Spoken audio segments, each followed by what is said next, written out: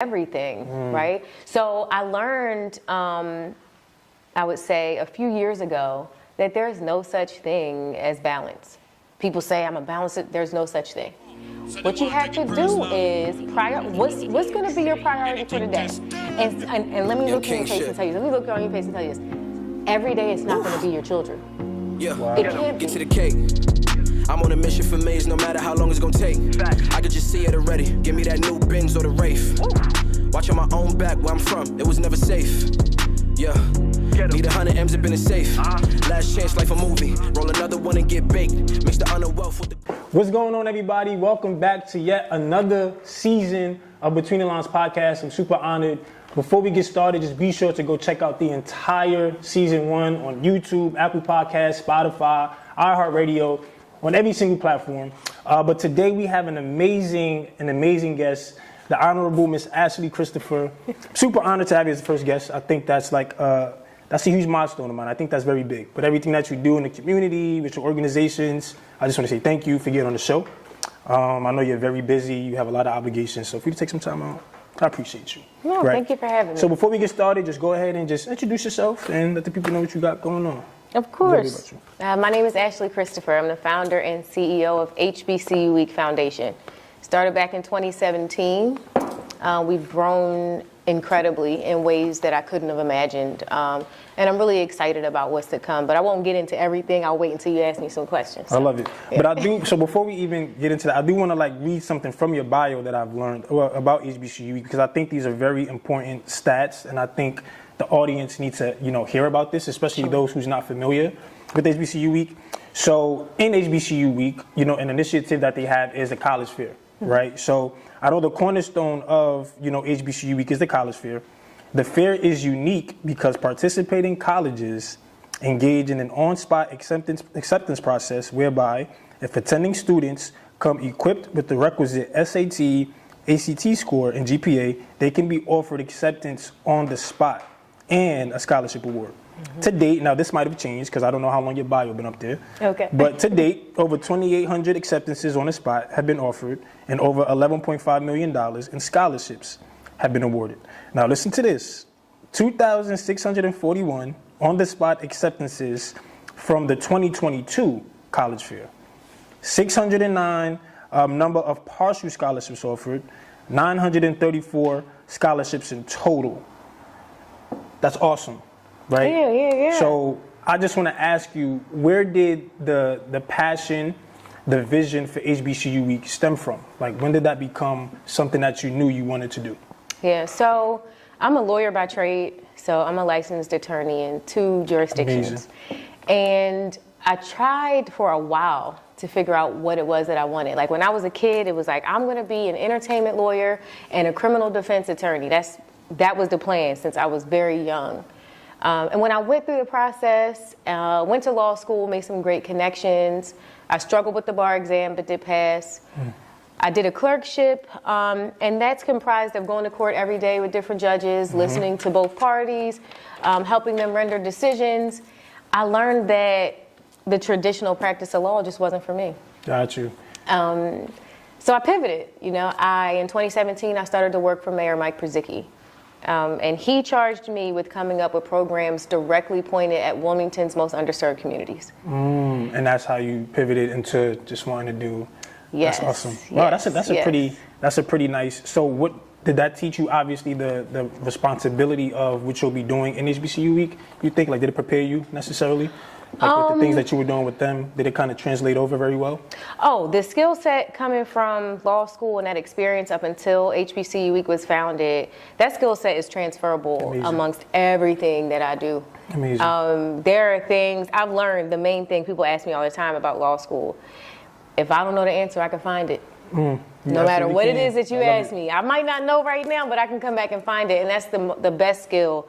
And it ain't gonna take me too long. And that's the best skill that I learned from law school. Outside of learning to really advocate in an articulate way. To pick a position, and that can be applied no matter what career you try to go and pursue. And just staying on the right side of history. Got you. You know, right is right and wrong is wrong, you know? Yeah, and I know you started, so HBCU started in 2017. So from 2017 until, so you start, we was talking a little bit about this off camera before we started recording, but you start, in person, doing it in Delaware, everybody being able to travel, but then COVID happens in 2020, right? In which you guys had your first time doing it virtual. How was the experience, did it kind of work in your favor? Because I know when it's virtual, you can have more people attend, in case people can't travel. So did it kind of work in your favor, you think? Like, how was that process for you guys being able to, in lack of better words, make the pivot, right, to virtual because of COVID? Well, I'll say I just love in-person interaction. Like, human interaction cannot be duplicated, particularly when it comes to the college fair, because if anybody's ever been on site at the fair, you see how electric that room is. When you see the students like in tears because they're getting accepted on the spot, getting full rides, even in the midst of, celebrating with their friends, and if their family comes to the fair with them, that's unmatched, right? And I love that part. Like, that's, as you mentioned, the cornerstone event of what we do. It's the most impactful, most important. But the virtual event was what we had to do to keep the momentum going. And what we learned was this was an initiative that was deserving of crossing state lines, because up until this past year, it was only done in Wilmington. Got you. And as we continued to grow, we had people coming down from the tri-state area. Amazing. They would bus in and they would ask, well, when are you going to do it here? When are you going to do it there? And we thought about it, and we talked about it, but we never really acted on it. Got it. But when we saw the amount of students logging in to the virtual college fair in 2020 from all over the country, we knew, okay, it's time to take this show on the road. Amazing. Yeah. And it's crazy. I know you showed me smile a little bit when you started talking about that, because as soon as you mentioned doing it in different places, I realized that you just did your first in Disney as well, Orlando. Yes. How did you prepare for that? Like, how did that even come about? Like, was that always a plan? Did they reach out to you? Did you kind of do your due diligence and reach out? Like, how did that collab even come into place? Because you have places like, let's say New York, for example, where all these people coming from all the tri-state area, you could have done that easily, right? But to go somewhere like Orlando and Disney, it's like, I know that takes a lot more. So like, how was that, like that whole process? Well, as you're aware, Stephen A. Smith is our brand ambassador. Yep. The biggest sports anchor in the world, right? The face of ESPN, right? And Disney happens to own ESPN. So with his involvement, we had conversations about how to make this bigger. And I have to give credit to both Stephen A. Smith and David Roberts, who is the vice president of production for ESPN. At First Take, for ESPN. And I spoke to them about taking it on the road, and Dave said, you should do this in Disney World. Yeah. And that was something that my mind hasn't even, had a chance to wrap around still, because that's like the biggest stage in the world. Like, name a brand bigger than Disney, right? Yeah, that's crazy. So when we started to have those conversations and it started to become more real, that's when I knew if we could do this in a small market like Wilmington, Delaware. I mean, Delaware is the second smallest state in the country. We still love Delaware. So, right. So to take it from here to a stage like Disney World, I was ready for the challenge, but I'm like, look, if we could do it here and there, we can do it anywhere. So the planning process was crazy. The execution process was crazy, but it was well worth it. We had almost 9,000 kids at our college fair and more than $11 million in scholarships just in Disney awarded. So the numbers you read have changed. I believe it. I'm they sure get bigger every year. I already know. That's what I said. I'm pretty sure it changed. Yep. Yeah. So awesome. Disney was such a gift. I love it. And the students there were so excited, and I just can't wait to keep, expanding our territory, going to different places, and making sure all the kids that look like me and you have access to higher education. I love it. Now, you mentioned Stephen A. before I even got to him. So I know Stephen A. is ambassador for HBCU Week. Now, given his platform, right, obviously, like you said, one of the biggest sports anchors in the world. Obviously, he's phenomenal at what he do. He graduated from an HBCU. Aside from his platform that he has, like obviously doing what he does, how did you know that Stephen A. was the right person? Like, how did you know that he fit the vision for HBCU Week and what it was? Yeah, sure. So I was connected to somebody here who was his college roommate. He had come to, I know, it's so crazy, right? Wow. Shout out to Monte Ross. Wow. He had come to our HBCU Week Awards Gala, and I had no idea that was his college roommate, right? So it was just through conversation, then making that connection and talking to him, learning about his HBCU experience, what he's done for his university, it just made so much sense, right? Because we wanted to continue to push the message out about HBCU Week. Yeah. And what better way to do it than by way of somebody that has a platform like Stephen A. Smith. Yeah. So it's been incredible to work with him. The reach that we've sustained through that partnership is, I mean, it's hard to really put into words how big it is. How is Stephen A. like in person? Like, what's his vibe like? I just know In person, he's like... he's great. You know, he makes you laugh. You can have some really deep conversations. Yeah. You know, obviously he's very opinionated. So, you know, he's always willing to talk through things, about his position on things.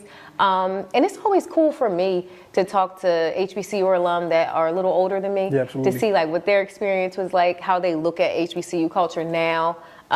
He's just been very valuable to me personally and the brand. I love it. Yeah. And I know, so kind of moving on a little bit, I know you have some scholarships that you guys offer. I think you have 9 different ones, if I'm not mistaken. Is it 9 or 7? 7. 7 different scholarship awards that you guys give out. Some of them being sponsors from, you know, NFL, I believe, Capital One. Yes.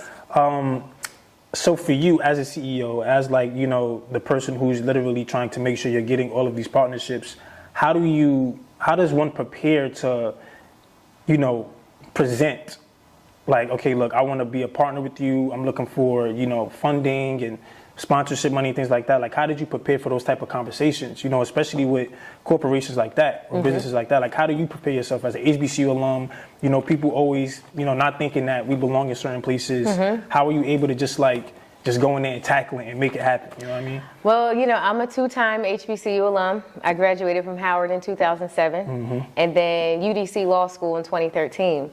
And my law school experience and that education taught me to really advocate in a very articulate way, in a very convincing way for what I believe is right. That coupled with my experience at Howard, because going to Howard really taught me that no matter what room I walk into, I'm valuable, my voice is necessary, it matters. And I don't care what everybody else looks like that's around me. I love it. I'm gonna say what needs to be said, and I'm gonna get done what needs to get done. And I don't know that I would have that same sense of self or confidence if I didn't choose an HBCU. So all of those skills from my HBCU experience has prepared me for what I need to do to grow this brand. I love it. And how did, what made you choose Howard? But when you was looking for going through college choices, like what made you choose? It's so funny you asked me that. Okay, so I wanted to go to an HBCU, and Spelman was always my first choice. I don't even know why. I don't even have anything to connect to it, but shout out to all my Spelman sisters. Yeah. But my parents sent me to an all-girls Catholic high school. Okay. So after that experience, or during that experience, I was like, I don't want to go to Spelman anymore. I'm tired of being around all these girls, which was kind of an ignorant way of thinking because of how closely situated it is to Morehouse and Clark and even Morris Brown now, that has recently been accredited. So my juvenile mind at 15, 16 was like, nah, I'm going to Howard. I'm not going to Spelman. But the process is interesting because when I applied to Howard, I got rejected. I was rejected. I wasn't the best high school student. And when I got that rejection letter, it was devastating, kind of confusing. And I was a little bit of arrogance mixed in that as well. Because I'm like, wait, did they make a mistake? Delta in you. They make a mistake. So I called the university, and they're like, I think y'all might have made a mistake because I got a rejection letter. I think y'all may have meant to send that to someone else. Somebody else, right? Not me. So they said, oh, no, ma'am. No, ma'am. You were absolutely supposed to get that rejection. You weren't as competitive as our applicant pool. Wow. And I'm like, but I feel like this is where I'm supposed to be. What do I do? Tell me what I could do to get there. Well, you have one last ditch effort. You could send us a letter trying to advocate to reverse your decision, but it's not promising. Wow. I'm like, okay. So I come from a home full of prayer and faith. My mother is a pastor. I have a long lineage of pastors and ministers in my family. So we prayed about it day in and day out. I wrote that letter, I don't know how many times, because it just wasn't good enough until I felt like, okay, this is the one. And my mother, in true fashion of hers, she put that letter right down in our living room floor. She prayed over that letter. Wow. And we mailed it off. And in 2 weeks, I had an acceptance package on my doorstep. The power of prayer. Yes, the power of prayer. That's big. Okay? Yeah. Now, when that happened, though, like, was there any type of, I mean, obviously, you spoke a little bit about how you felt after getting rejected. But like throughout that time period when you got rejected and you was just waiting and was trying to figure out what was going on, what were the other options? Like, were you thinking of going somewhere else? Were you just gonna say, I'm not going to school? Like, what was gonna be the next thing? I didn't have a choice of not going to school. My parents weren't going to allow that to happen. And at the time, my sister was already at Howard. Okay. I have an older brother who had already graduated from Delaware State, who's also a Kappa. Oh, for real? Yeah. Who is it? His nickname is Smurf. His name is Julian. He's 45 though, so he's a lot older than older y'all. So shout out to Julian. Okay. Hey, if you see this. Shout out to Julian. Yeah. So it wasn't, not going to college was not an option, but in my high school, which is very disappointing, they were encouraging Newman and Cabrini and University of Delaware, schools that I just didn't feel any connection to, and they were even offering me money. So I was just kind of at a standstill. I didn't know what I was going to do, but I've always been somebody that locks in. As you should. And once I lock in, there is no plan B. As you should. So I didn't have a plan B. I was like, I got to go to Howard. So even though I had anxiety about it, I cried about it, I prayed about it. I didn't know what the end result was going to be, but it ended up working in my favor. I love that. We're going to kind of, for the sake of time, we're going to kind of just move forward to like a little bit more personal stuff. You know, I want to be able to, get to know Ashley a little bit. So I've learned, and correct me if I'm wrong, but I've learned that you like hip hop. Right, I love. You're a hip hop fan. Yes, right? yes, and I you, do. Yes, and I you do. and some of your favorite artists are Jay-Z, right? And Kanye, I believe.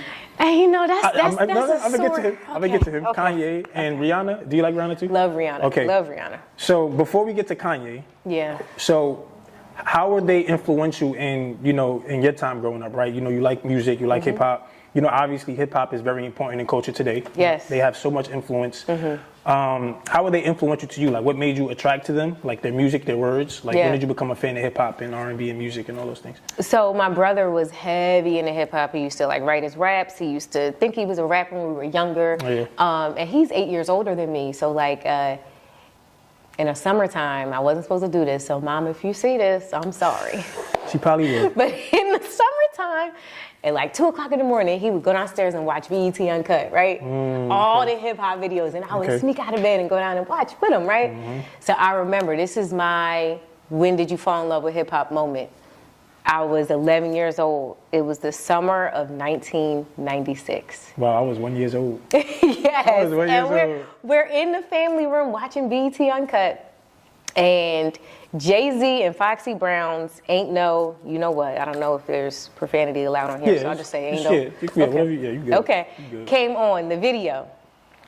And from that moment on, I lived and breathed hip hop music. Wow, that's you couldn't amazing. tell me nothing about Jay-Z. That's I was amazing. buying all the CDs. That's amazing. The culture of it all, just the messaging behind it. And I'm 11 years old at this point, right? Wow.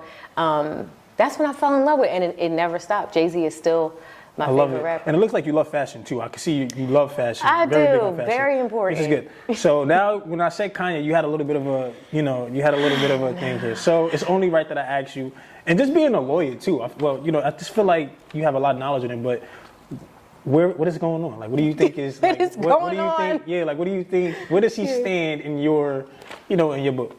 I had to make the very unfortunate decision. And it's funny you asked that today, because I don't know if you saw everybody's year play, who you listen to most, the songs on Spotify and Apple Music.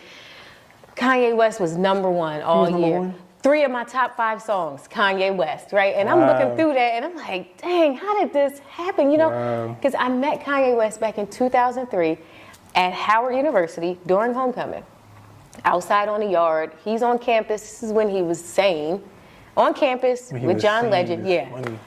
With John Legend, and I'm talking to him in a Sprinter van. This is my favorite rapper, artist. College Dropout, 2003. He was big. Yeah, he was big. Yeah. Oh my gosh! So just to see the transition of who he is now versus then, it's really heartbreaking. It is. He's not stable mentally. I think something is to be said about all the people that still book him for their podcast and still push that content out. Do you think they just do that? I think they do that obviously just for numbers, probably, because he talks about a lot of stuff that are blasphemous at this point. So it's really irrelevant. So I think they just getting him on there just to. But he's at a point where he really don't care no more, and it's really crazy to see. I think that's very, very wild. Do you think that do you support anything that he says? Do you think there's some type of truth to that stuff though? I will say. I think it's it's a pro and a con, obviously. I feel like, yeah, the things that he says is crazy and it might be, you know, a little absurd, but at the same time, he has been places that a lot of us haven't been. And people are only going to judge him based on, like, you know, what they know or what they see. So how do you feel about that? Do you think that there might be some things going on that we might not know about in terms of, like, what he says? Yeah, I mean, I think I've decided that I have to step away and not support him right now. Of course. But just being a super fan for, like, the past several years up until, you know, this new version of him has been in our faces on the media day after day, there are a lot of things that he says that resonate and make sense. And my friends used to joke and we would laugh because I'm a Gemini, he's a Gemini. Geminis who are visionaries and creatives are very different. They are very different. Good to know. And I see it in Kanye West. And Donald Trump's a Gemini, right? I don't agree with anything that he does or what he says. But the thing about Donald Trump is he locks in what he wants to get done, no matter how radical or crazy it is. He's going to do whatever it is necessary to get there. And I say it all the time to people. If the Democratic Party had a Donald Trump for our mission and our vision and the things that we need, like redirecting that energy to something that's powerful for us, we would be in a much better position. Right. He's a dream come true for his party. Wow. Whether it's the regular Republicans or the MAGA, that he is pushing their agenda the best way that he knows how. And we don't have anybody on our side that's radical or courageous enough to step forward and say, because what I find is Democrats like to take the high road. And I love the Obamas, right? I love Michelle Obama. But the whole they go low, we go high thing, I don't conform to that. I don't conform to that at all. Wow. Because there are a lot of times where you can't afford that. Absolutely. I mean, our lives depend on it. Absolutely. So sometimes you got to meet people where they are Absolutely. to get what you need to get done accomplished. So there are things that Kanye West says that I do subscribe to, but I can't take the time to sift through everything he's saying and say, well, I support this but not that. He's done way too much damage to align with. So I think he's really serious about running for president. How do you think that'll turn out? Do you think he'll end up winning? I think it's the biggest joke of all time, and he needs to really just isolate himself. Wow, that was a fire response. He needs to just isolate himself and get better. Nah, for real, I agree. All right, moving on. Enough of Kanye. Are you a vegan? I call myself vegan-ish, right? Vegan-ish. So it's been just about 4 years. Okay. I haven't had any meat. I haven't had any seafood. But I love eggs.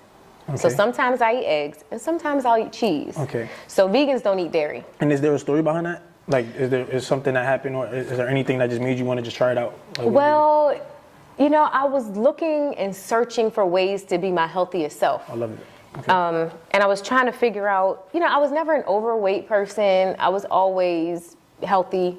But I felt like I needed to do more. So I started to just explore things, and when I tried that, it just felt better. I became addicted to the feeling of not eating those things, and that's how I was successful in just maintaining that diet. So when you first started, though, because I'm like, even me and him, we have these conversations all the time. We just be like, yo, we need to get this up.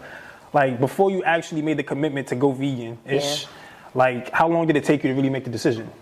You know what I'm saying? Like, to say, all right, well, I'm gonna practice vegan-ish, but you probably was still sneaking like little things. But like, when did you really say, you know what, that's enough? Like, no well, you know, that's that Gemini visionary lock-in personality type. Like, when I decided to do it, then I contacted a health coach. I spoke to her, and within a week, it was done. And the crazy thing about it is, my son, he doesn't pay me any mind. Like, he wants his chicken, his steak, his all. So I still have to make it. Wow. Wow. But yeah, like, I just made it was just time. Yeah. And you speak about your son, man, motherhood, right? I think that's, you know, you're a mom, a CEO, a lawyer. You do so many different things. Like, what is the motherhood experience like? Is that your only child? Yes. There's one child, right? Mm-hmm. All right, so what is that, you know, having your one little man and like, what's that relationship like? You know, being so busy and having all of these, you know, obligations and responsibilities. How do you still find time to kind of nurture your boy and really still be present, you know, in his life? Well, you know, I tell people all the time, me and my son, we grew up together. I had him when I was in college. So I found out I was expecting right after I got offline. Wow, that's crazy. It was like within a month I was pregnant. What? After I got That's offline, crazy. I pledged as a junior. Shout out to Alpha Chapter, Delta Sigma Theta Sorority. Talk to him. Yeah, so soon as I got offline, I'm like, oh my gosh. So I ended up having him the February before I graduated. So I had him in February, graduated in May. And that was another crazy experience because my mother said, you better graduate on time. So I had to figure out how to get my credit satisfied, how to go back and forth, doctor's appointments, but I made it happen. So he was 3 months at my graduation with me at Howard. Wow. And, like people say, it's true, there's no blueprint to motherhood, right? So we're growing up together. I'm young, just, getting out of college. And it's like having like a little best friend. I love it. His power of discernment is something that I admire so much about him because I keep him with me when I do a lot of things because I like him to get access and have the experience of the things that I do. Yeah. And he can kind of look at things and say, nah, Mom, I'm not with that. I'm not with it. I love it. Yeah. I love that, man. I think having that mother-son relationship is so awesome, especially, you still finding time to be present, with everything you got going on. But having said that, in contrast, is there ever moments where you feel like you can do more as a mom? Because I know there might be some people listening that, that inspires to do many things. I want to have a family and want to be so successful, but being a parent is it's a top priority, right? And I'm sure with you being that, that lady that you are, that's very aggressive about her passions and things, there's moments where it's just like, man, I just really wish I was there a lot more. So has there been like small moments where you just wish that, damn, I just wish I was there for my son? And I had to really like settle into the fact that I can't do everything, right? So I learned, I would say a few years ago, that there's no such thing as balance. People say I'm a balancer, there's no such thing. What you have to do is what's gonna be your priority for the day? And let me look in your face and tell you, this. Every day it's not gonna be your children. Wow. It can't be. Because you have yourself, you have your child, you have your business, any of the other things that you have going on. Look, my son is 15. I'm sorry, I'm a DoorDash your food. I can't cook it tonight, right? Or if I have something to do for HBCU week, versus any other responsibility. It's all about prioritizing what needs your attention that day. Wow. Yeah, and I think the sooner, people in position like me can kind of get a handle on that because you feel guilty about not, having the dedication and time and attention to a lot of things, but you're one person. It's so crazy. Shout out to William Toms, but I just recently interviewed him a couple weeks ago. Okay. Have you heard of Rec Philly? I haven't. He's like the CEO of like Rec Philly. They just partnered with P. Diddy. Oh, nice. I asked him, how does he manage, doing so much and being busy? And the answer that he gave was, you can't be balanced, or, you got to live an unbalanced lifestyle. Pretty much saying that. Yep.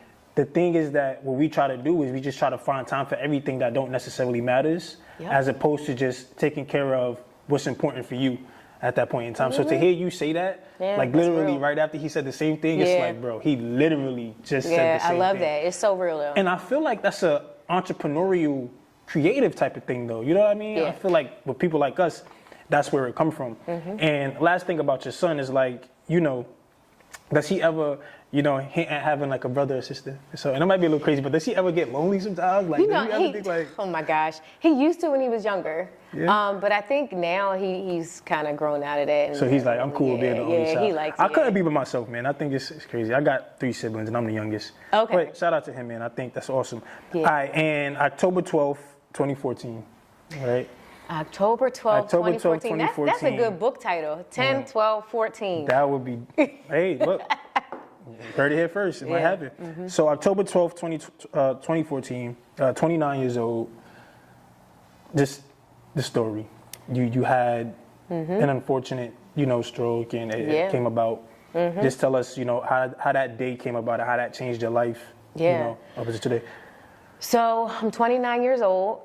I wake up in the morning and it happened to be my mother's pastoral anniversary. And shout out to my parents because I'm 29. I had graduated from law school. I'm in the middle of studying for the bar, and I was allowed to live at home. Okay, y'all? So I'm still living with my parents at this time. So I would like to just plug real quick here. No, please, go ahead, please. That Black people, our kids don't gotta get out at 18. Y'all don't have to get out at 18. You hear that, Please parents? don't force them out at 18. We're building, we're creating, we're trying to sustain man. things and grow.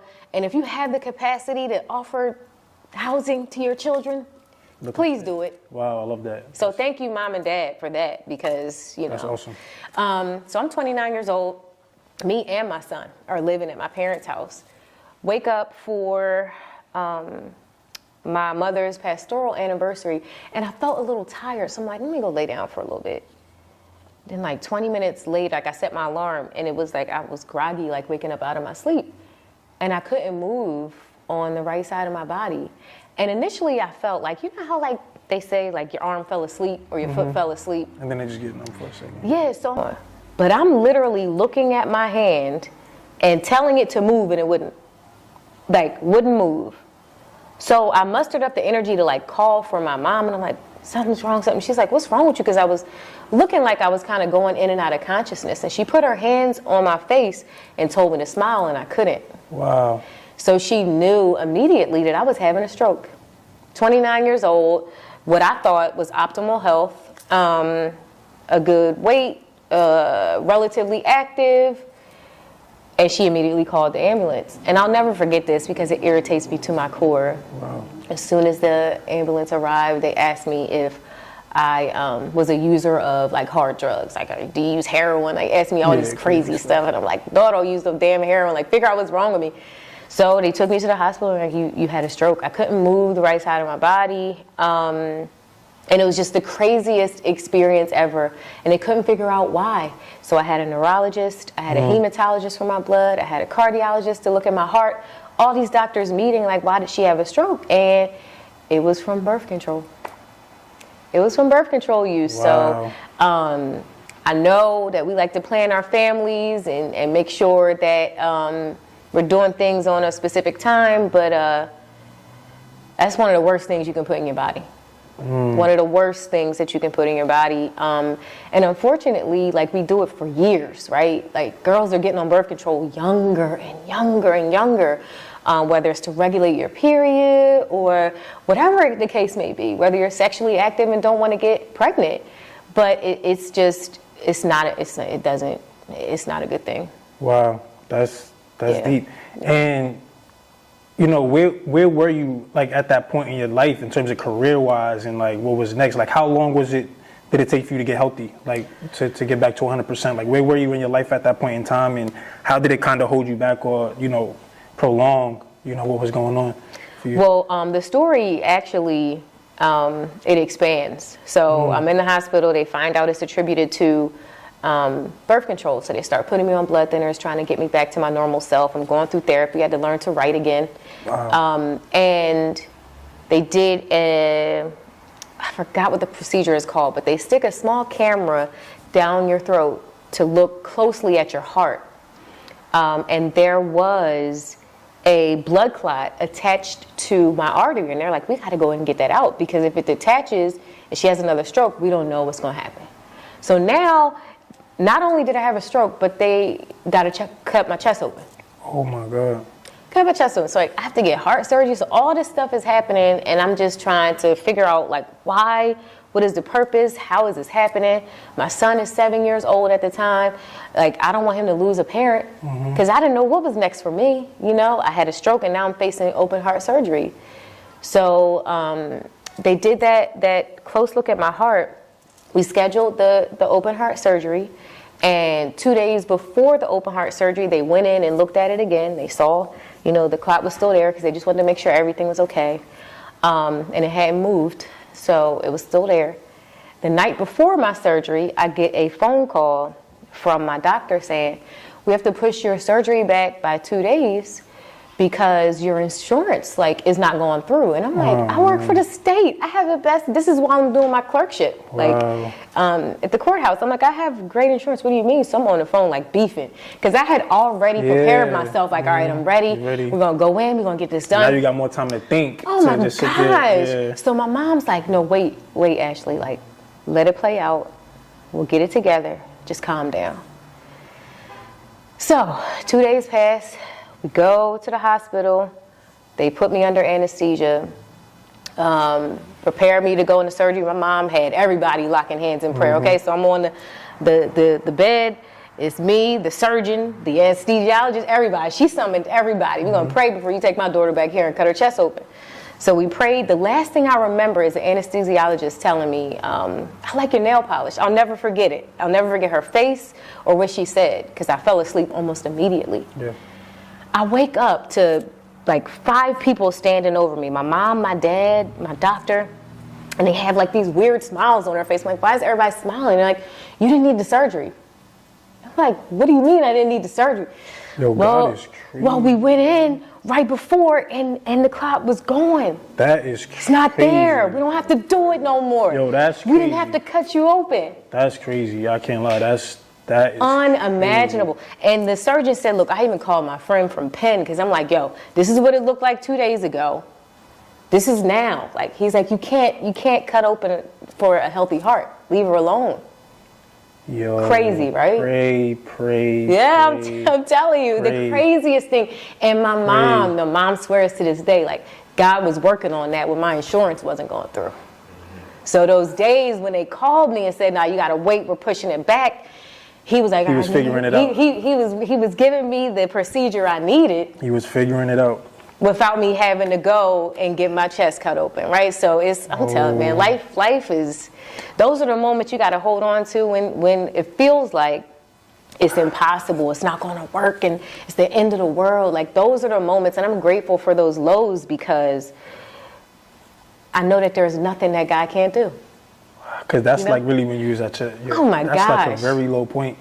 Like, has there been anything that compares to like the type of pain or the type of feeling that you've been through during that time? No, that right there, I'll never forget it. It's the most powerful thing I've ever experienced, and I'm grateful for the people that were around me that could experience it with me, because now it enhances their faith. Yeah. Because there's nothing so special or unique about me that it can't happen to somebody else, right? Mm-hmm. Like, oh, only Ashley can experience this miracle. No. Yeah, that's amazing. And we almost gonna wrap this up. How do you encourage somebody, that has moments where they feel like they're down, defeated? Like, how do you encourage somebody to muster up the courage to remember those moments where they persevere through things, right? Especially as a woman. So I want you to talk to the women specifically, because I know women are a lot more emotional than men. Yeah. So how do you encourage just like a young lady that might be listening and watching, that whatever you're going through, just muster up that courage to, stay faithful and believe that, it's all going to work out, Oh, yeah, for sure. So one, hold on to those moments when you're low, because you always come out of them, right? Absolutely. So you can go back and remember where you were and where you are now. But I had to decide for me a long time ago, because what I'm doing right now, like, it looks so glamorous, so sexy, and like all these things are happening and so successful, but it's hard. The work is hard. And when you have dreams as big as I do, sometimes it's met with doubt, insecurity. You can't do that. How you going? I made up a long time ago that there's not a devil in hell or on earth, because they're around us here too, that's going to get in between me and the assignment that God put on my life. Wow. And that's how you got to move. You got to move like that, because if you don't, then you're putting everything at risk. And it's not even about you. There are so many people tied to your calling. Absolutely. And when you don't answer it, you leaving all them people in bondage. Absolutely. So you got to take yourself out of it for a second. Listen to your convictions. Wow. What God told you to move on, and just do it. Wow, I love that. Okay. So I saw on your bio as well that Psalm 19:14 is your favorite verse. Is that right? Yeah, there's a few though. There's a few. Yeah. Okay, so being that I read this one, what does that specifically mean to you? Like, why did that become? Like, how does that message stand out to Ashley? It's really just holding on to your faith. Like, you have to be faithful, and you have to know that it's not your flesh, because a lot of people credit themselves for the things that they accomplish. Like, I did this, look what I did, look how much I got, look how much it's not even about you. Man. It's about the faith that you have in God, and just moving towards whatever your higher calling is. Like, and it's so important every day for me to ask God to order my steps. Order my steps, because I don't want to veer off of the path that He has for me. Right. Because as soon as I fall out of the obedience of His will, I'm no longer protected. Whatever happens, happens. Yep. So it's really about just continuing to have my ear and my heart to God and following Him, even when it's uncomfortable. Wow. Because I know the end result is always going to be greater than what I could do in my own flesh. I love that. Yeah. And damn, you just gave us like a lot of great value. And I appreciate you again for taking, time out of your busy schedule and coming on and really just giving us what we needed to hear and allowing the people to see a more, I wouldn't say vulnerable, but a more open you. No, right? yeah. I think, again, you do a lot of amazing things for, not just the city of Delaware, but just all over the place. You know what I mean? Giving, not children, but kids and teens an opportunity to go to college, get money for colleges. So huge fan of HBCU Week, huge fan of you, huge fan of everything that you got going on. I'm super grateful again for you coming on the show. And if you guys enjoyed it, please like, subscribe, comment, leave some questions, feedback. I'll definitely respond and give you all of the information that you need to hear. It'll be available on Apple Music, Spotify, all that good stuff. So you saw it here first. Ashley Christopher, thank you again. Peace out. We love y'all. Yeah, get to the cake. I'm on a mission for Maze, no matter how long it's gonna take. I could just see it already. Give me that new Benz or the Wraith. Watching my own back where I'm from, it was never safe. Yeah. Need 100 M's up in the safe. Last chance, life a movie. Roll another one and get baked. Mix the honor wealth with the Gucci. Yeah, when I get up in it, I promise you gon' catch feelings. All you gotta do is hold it down.